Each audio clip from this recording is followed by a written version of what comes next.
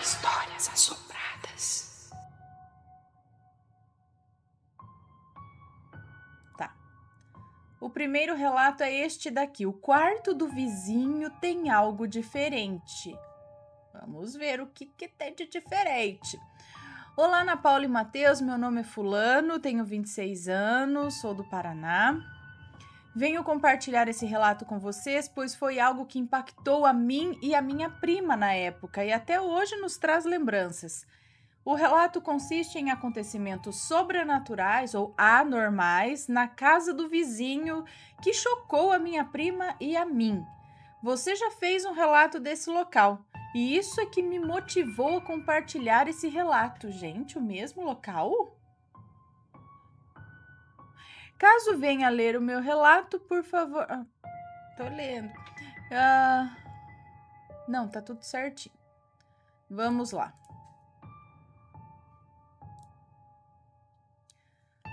Meu nome é Fulano, tenho 26 anos, é tudo que eu já li aqui, ó. Venho compartilhar esse relato com vocês, pois foi algo que impactou a mim e a minha prima na época e até hoje nos traz lembranças. Por favor, troquem os nomes, tá? Tá tudo com nome verdadeiro aqui. Aí cabe a mim trocar. E aí vocês não confiem em mim, porque a hora que eu correr e ler o relato aqui, eu vou falar o nome verdadeiro. Então, por favor, troquem os nomes, ok? Esse relato, deixa eu ver, ele não é de agora. Não, é de agora sim, de 2020, de fevereiro agora. Pessoal, troquem os nomes, tá? Bom, o meu tio Fulano construiu uma casa de praia há muitos anos atrás para que toda a família pudesse desfrutar de um refúgio da cidade durante o verão, especialmente e durante o ano a quem quisesse. Uma casa boa, com 2 banheiros, 3 quartos, 3 varandas grandes, sala e cozinha. A casa fica localizada no Paraná. Último balneário das praias paranaenses. Já ouvi um relato contado pela senhorita do mesmo balneário e que me motivou a dividir essa experiência. Alguns anos atrás, quando eu tinha por volta de 15 anos e a minha prima, Fulana, 14 anos, como todos os nossos verões, desde a infância fomos para a casa da praia com os nossos pais. Por ser um balneário distante, o último, nessa época muitas pessoas não tinham interesse em ir até o mesmo, pois falta infraestrutura e boa parte dele, consequentemente, era bem mais vazia que os demais. Poucas casas por quarteirões e muitos térreos. E muitos terrenos vagos ou terrenos baldios com matos que mais pareciam florestas de tão altos. Durante a nossa infância, fizemos amizade com o vizinho ao lado, um garoto de 14 anos chamado Beltrano. 14 anos e também de outra cidade do Paraná. Ele tinha uma família muito carismática, com um pai piadista e a mãe que parecia ter vindo de uma propaganda de margarina. Eram todos tão legais. Sabíamos exatamente a época que eles viriam para a casa da praia todos os anos. Nós íamos nas vésperas do Natal e eles chegavam na segunda semana de janeiro e, por fim, ambas as famílias voltavam cada um para sua cidade de origem ao término do mês de janeiro. Ambas as famílias eram muito unidas. Sempre nos dávamos muito bem, trocávamos conversa até de madrugada.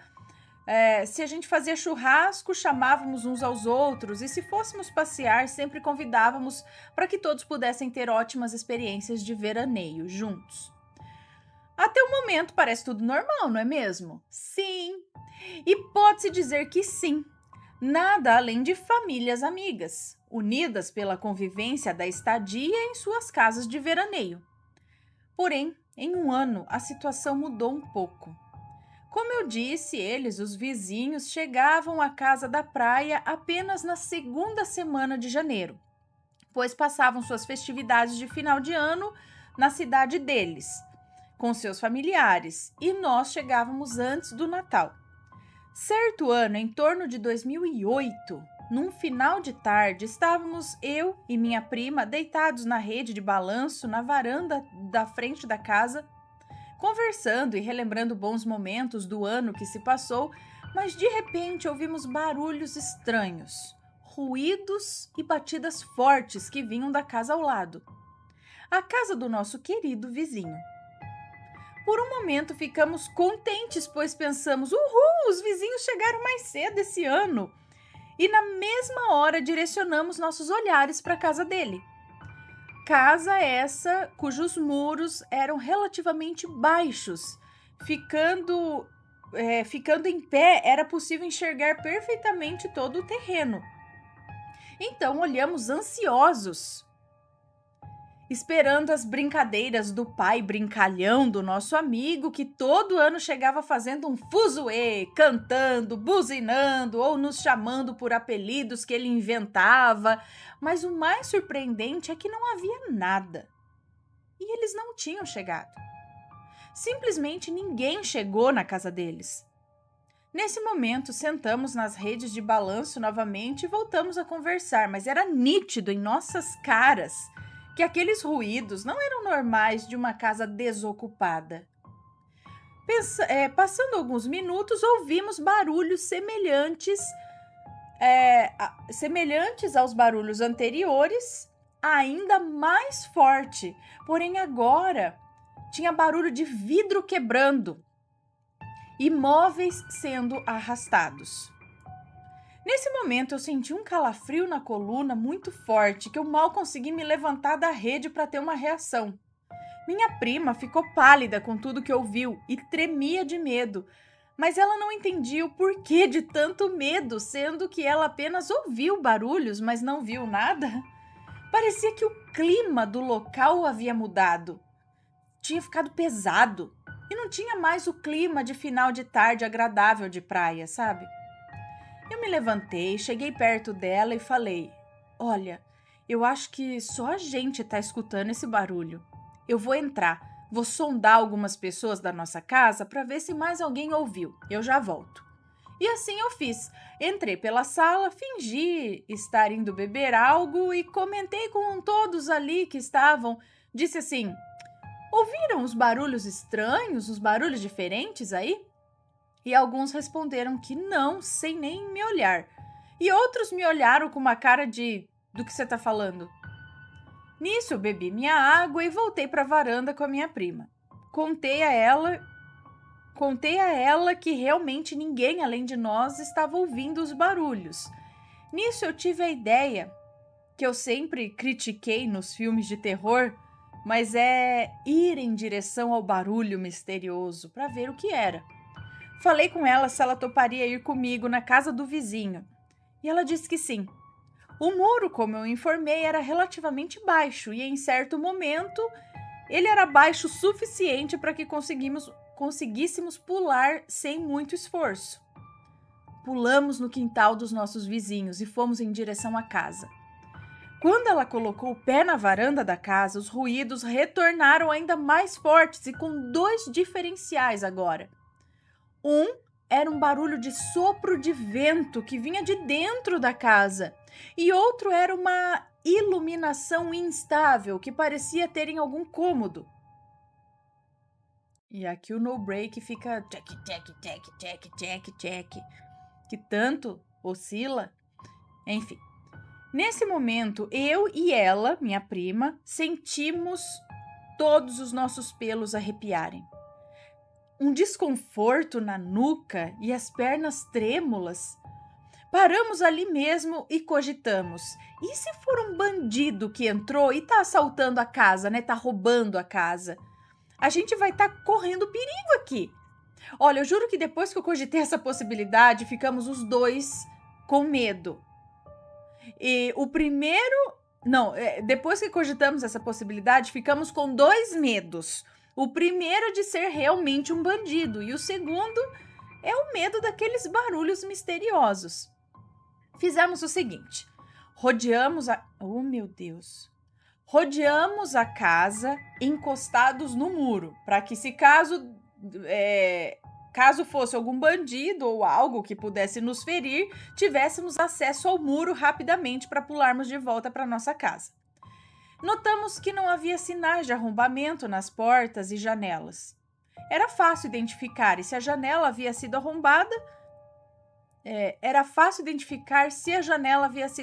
pois os vizinhos usavam aquele sistema de tranca rústica, onde você coloca uma madeira por fora da janela e parafusa por dentro, para que ninguém de fora consiga abrir. Todas as janelas da casa do nosso vizinho eram de madeira de persiana, assim permitindo olhar para dentro através das frestas, se nos posicionássemos em certo ângulo. Tudo isso se passando, mas os ruídos eram constantes. Parecia que quanto mais perto da casa a gente estava, mais ruídos e barulhos havia. Resolvemos então filtrar de onde vinha a maior parte desses ruídos. De qual cômodo? Nós conhecíamos a casa por dentro. Identificamos que era do quarto inacabado de hóspedes que eles tinham, e mesmo com o corpo todo arrepiado e uma sensação de peso nos ombros e na nuca, resolvemos espiar pelas frestas da janela de persiana e vimos algo inexplicável até hoje para nós. Eu vou descrever o quarto. Havia uma cama de solteiro bem antiga, um guarda-roupas de solteiro também antigo, algumas roupas de cama no canto do quarto e cortinas longas. Quando encostamos bem na janela e olhamos para o interior do quarto, havia uma vela acesa no meio do quarto. Acesa e no ar. Sim, gente, no ar, sem base de sustentação.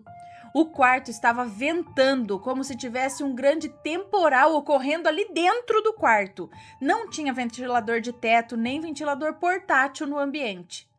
As roupas de cama do canto do quarto estavam sendo jogadas de um lado para o outro e as cortinas batiam no teto do quarto com a força desse vento. Os móveis começaram a cair e a cômoda chegou a cair para frente. O guarda-roupas abriu as portas, a mesinha e outros enfeites da mesa, do corredor que dava para ver ali, estavam tombadas também. Nós ficamos em choque, sem saber o que fazer. Meu coração estava acelerado, eu suava frio, minhas pernas não correspondiam mais. E quando olhei para minha prima, ela estava com os lábios quase sem cor e com os olhos arregalados, espantada, sem acreditar no que estava vendo ali junto comigo. Nós trocamos olhares e entendemos que era hora de corrermos dali sem olhar para trás. E assim fizemos. Pulamos o muro para nossa casa. Corremos para dentro de casa, deixando os nossos pais sem saber o que estava acontecendo. Nos trancamos no nosso quarto e ficamos em silêncio por um bom tempo, só pensando sobre aquilo e nos comunicando por olhares. Olha, Ana, sinceramente eu não sei o que vimos naquele dia. O que foi tudo aquilo e por que só nós ouvimos os ruídos? Mas sei que não era algo normal. Nada do que aconteceu naquele quarto era possível ser feito por um ser humano ou pela física da casa. Após 4 dias, os vizinhos chegaram, animados como sempre, fazendo seu clássico fuzuê. Eu e minha prima nos olhamos e fomos até o muro cumprimentá-los. E ali aguardamos eles abrirem a casa para ver todo o estrago que aquele ocorrido tinha feito dentro da casa. Baseado nos barulhos de móveis batendo, vidros quebrando e coisas caídas, assim como vimos pela janela. E pasme, Ana, não havia nada fora do lugar na casa. Absolutamente nada. A casa estava em ordem como eles haviam deixado no verão passado. E agora? O que foi tudo aquilo? Até hoje a gente não sabe. Não contamos a eles porque estávamos errados em ter pulado o quintal sem permissão, né? E nem sei se eles acreditariam em nós. Mas eu sei o que vimos e sentimos. Foi real, mas não foi normal. Será que vocês viram um pedaço de outra dimensão acontecendo na casa deles? Lá vem eu com a outra dimensão. Sei lá, tinha que conversar com a família, né? Saber. Eu contaria. Olha, não sei o que é, vai que faz sentido pra eles. Sei lá, vai que alguém tá fazendo algum trabalho pra eles e tá refletindo ali na casa. Vai que poderia servir de um alerta pra alguma coisa. Ah, eu contava, vai, pulei o muro porque tô escutando barulho na casa do vizinho. Não, primeiro eu ia chamar um adulto, na verdade, né? Eu ia chamar um adulto e falar, ó, tô escutando barulho aqui dentro, pode ser ladrão, né? Aí o adulto vai lá e vê comigo. E aí sim, falar, ó, a gente entrou porque tava escutando isso, a gente ficou com medo de, sei lá, alguém ter invadido e a gente foi olhar. Só que a gente viu uma vela flutuando no meio do quarto, um vento. Ué, eu falo. Ah, filho, não sei se acredito ou não acredito, mas eu vi. Agora fica a seu critério, tá avisado. No break, mas que saco. Gota serena. Olha lá, fica fazendo tec-tec, tec-tec, tec-tec. Bom. Não sei o que tinha lá não. Será que a família sabia? Tava ciente do que ocorria naquele quarto? Não sei,